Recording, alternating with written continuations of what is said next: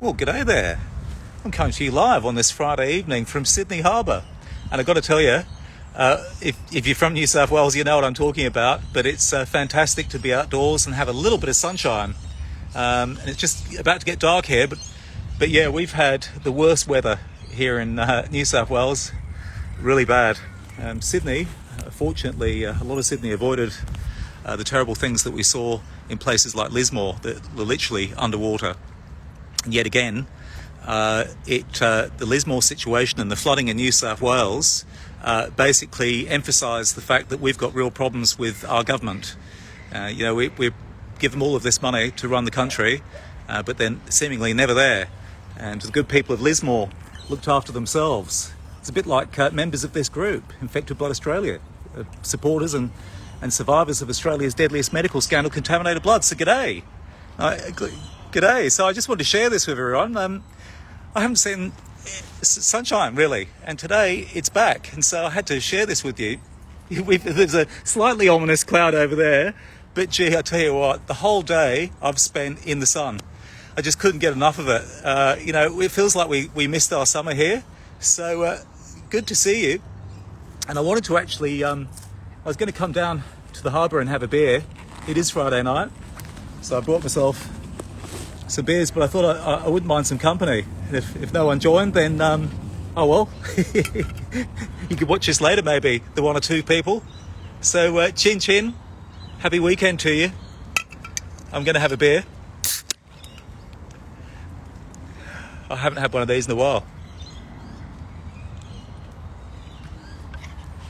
And I've been joined by a canine friend. G'day. He joined me for my beer. Oh yeah, good on it. So there we go. So I've had a pretty big 2 weeks, as a lot of people in New South Wales have had, working out how to negotiate these floods and stop themselves from slipping away in the water. That happened to me nearly a couple of times. It nearly went over. The rain was that powerful. And I had a bunch of hospital appointments to go to because if you've been following Infected Blood Australia and my videos, myself, Charles McKenzie, you might know that I've been campaigning for victims of Australia's deadliest medical scandal, contaminated blood, for decades. And I had bone marrow failure as a kid. That's how I came to have a contaminated blood when I was a kid. I realised back then that something wasn't right because I knew other kids that got contaminated blood, like a kid I went to school with. He got HIV, and very sadly he died in 1989.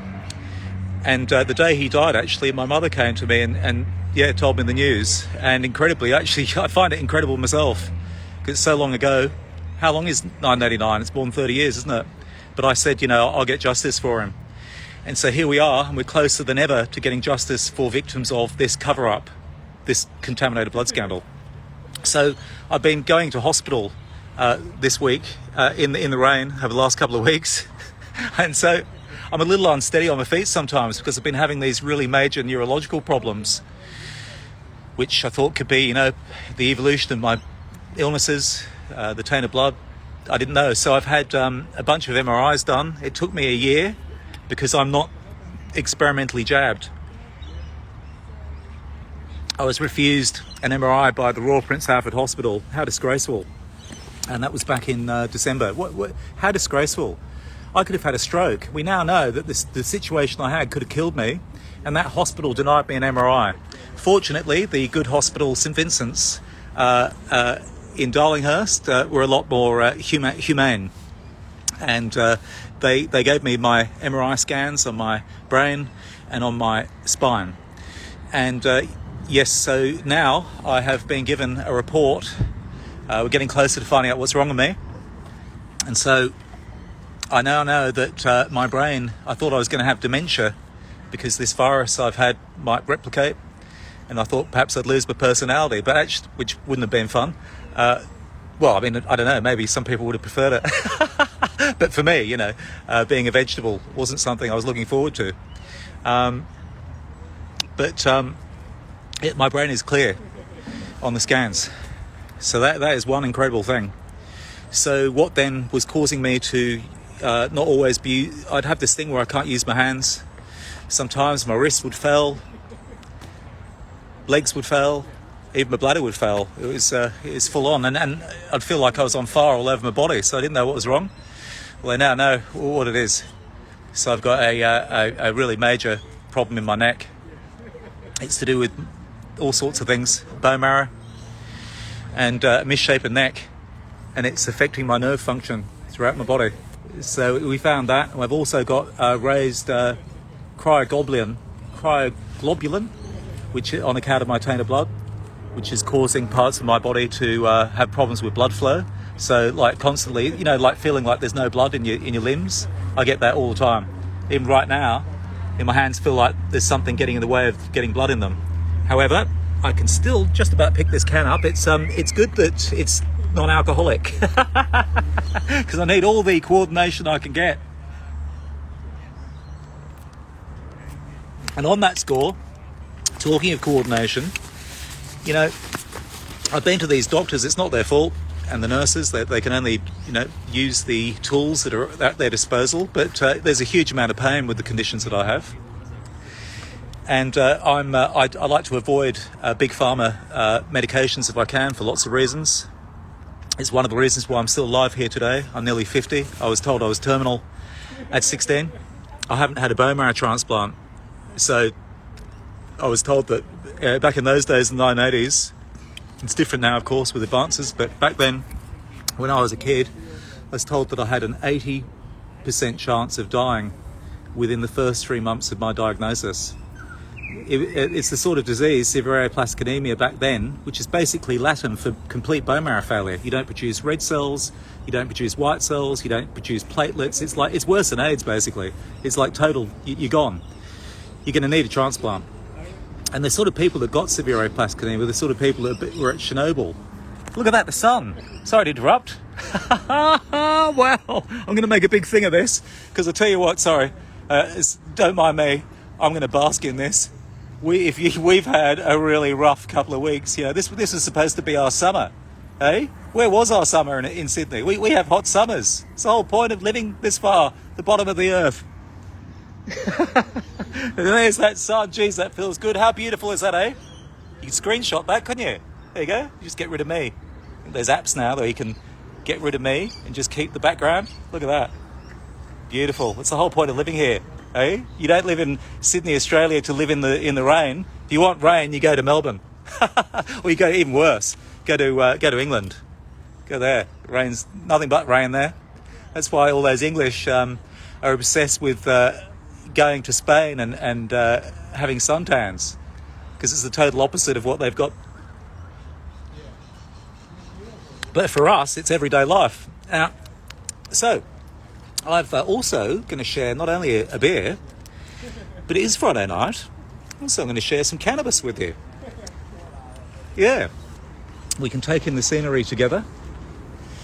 And so with these conditions that I've had, I did think that maybe I wouldn't make it in time. I wouldn't live long enough to see the culmination of my campaign, this 30-year campaign to expose this tainted blood scandal that practically no one's heard about. You haven't heard about it because there's billions of dollars involved, and there's a massive cover-up involved. The British government have been involved.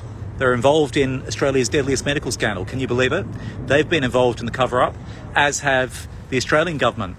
And I've actually been a witness at the UK's largest ever legal investigation into this cover-up, called the Infected Blood Inquiry. So I made my statement, and we've got lawyers now, and I can tell the bad guys, if you're watching Australian government, or if you're watching Australian Red Cross, or if you're watching CSL, or anyone, any of you medical tyrants that cover up the knowing harm of patients, tough luck. 30 years we've been fighting, and you've been lying and playing all your games. You know what you've done. And we lost hundreds of members and friends of mine from our group. You know what you've done. Well, guess what? We're coming for you. We're coming. We're real close.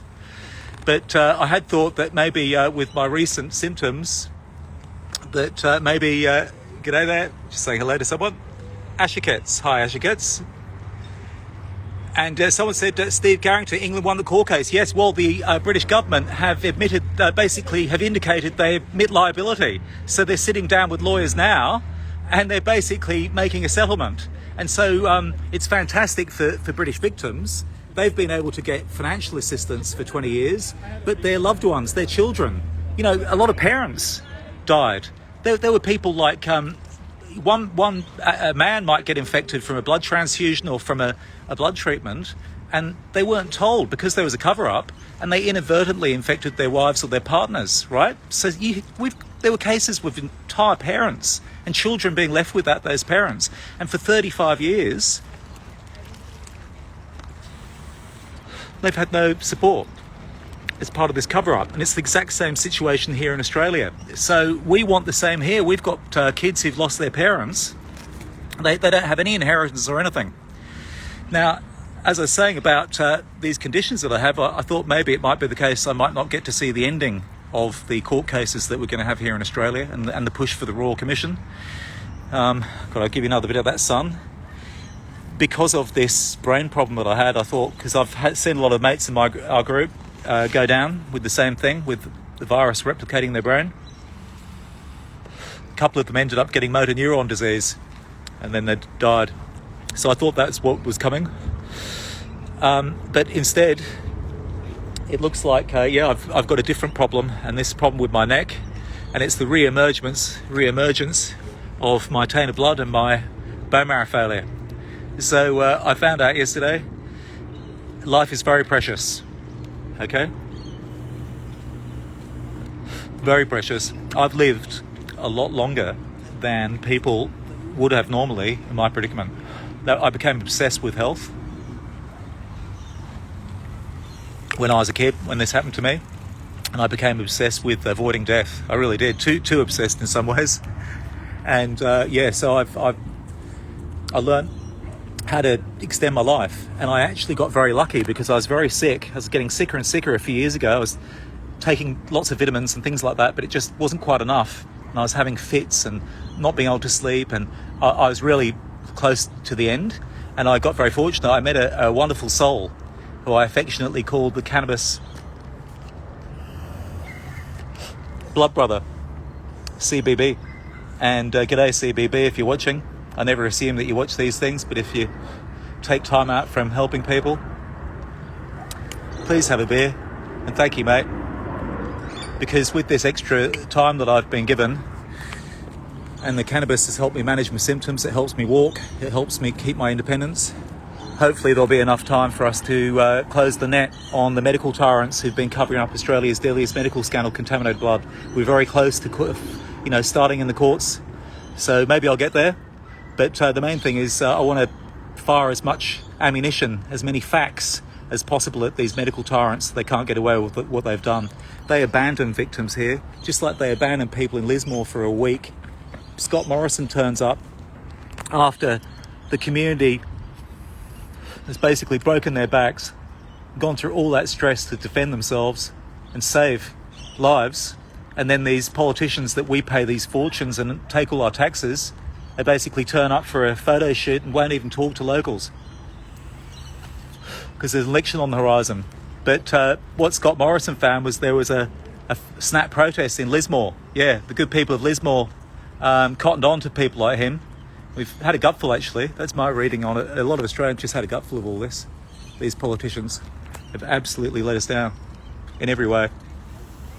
They take our money, yeah, and they give us a whole lot of PR. I think Scott Morrison was formerly in, marketing for tourism. So he just checks focus groups. The man clearly stands for nothing. You can't leave Australians in Lismore underwater for a week. Yeah, what else was he doing? Oh, probably fussing about the UN or something, or fussing about the World Economic Forum, or, taking a telephone call from Klaus Schwab and freaks like that. But he wasn't here for us down under. And he hasn't been here for contaminated blood victims. There's thousands of people infected and affected by Australia's deadliest medical scandal. And Scott Morrison just continues to cover up. He's in big trouble. Because as long as I'm alive, I'll never stop. I'll never ever stop going for these medical tyrants, not ever. And maybe I won't be in one piece by the end of it with these conditions I have. But it doesn't matter, because every day has been a fantastic bonus. I've outlived what was expected, and out of respect to members of our group, other contaminated blood victims who died young, former child friends of mine, out of respect for them, I'm appreciative of these extra years.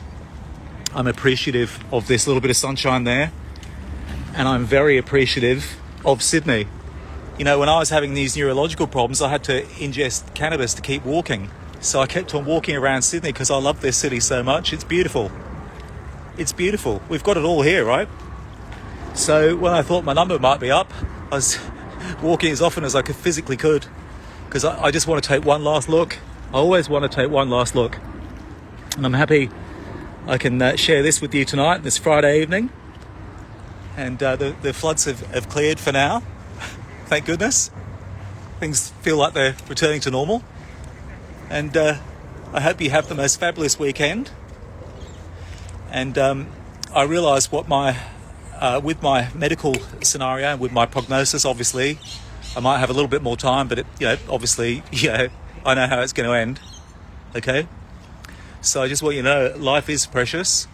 And for 49 years of my life, I really didn't know why. What was the purpose? Is there a purpose? I didn't know. All I just knew was I was in big trouble, and loads of mates of mine were in trouble. They died, and we just kept on wanting to fight and get answers for victims of this scandal. And it's been, now that I know what's wrong with me and what's going to happen, all the rest of it, maybe there'll be time for me to see the end of this campaign, the campaign for contaminated blood. But I realise, I'm not thinking about money or things like that, because, life is short now. So my main thing is, what did I do with my life? I'd like to say that I did my bit. I did my bit for Australia, in the country I love. I did my bit because the global contaminated blood was global. It's a global scandal. Victims were helped in Canada, they were helped in New Zealand, they were helped in Ireland, significant help. And the UK's been victims over there, have had financial assistance for 20 years, but Australians, the tens of thousands of Australian families that are infected and affected, there was nothing at all because of the cover-up. And now Australia is waking up to the fact that our government treats its own citizens and residents absolutely dreadfully. Doesn't matter what your faith, what your skin colour, where you come from. If you're an Australian living here and paying taxes, you get treated like crap. And that's the truth of it. And that's the experience of people in New South Wales during these floods. And that's been the experience of victims of the bushfires we had not so long ago, and every other bloody scandal. And the people who've had their jobs, lost their jobs, good nurses, friends of our group, g'day. Okay, they've made a fiasco of this country, and now, as I say, I know life is precious, and I know time might be short, but I know what I did with my life. Okay, I know what I did with my life, and I didn't have that for 49 years. So, that's actually something. I actually feel not too scared, because for the first time I know what I did with my life. You see, so the fear gives way to a little bit of light, and perfect segue, isn't it? The sun comes out. I got lucky. Because the light's what it's all about as far as I'm concerned. There's no light in cover-ups, okay? There's nothing good in that. So I'd like my life to be about, trying to stop that sort of thing happening in health. Once again, I thank you very much. Happy weekend to you. See ya.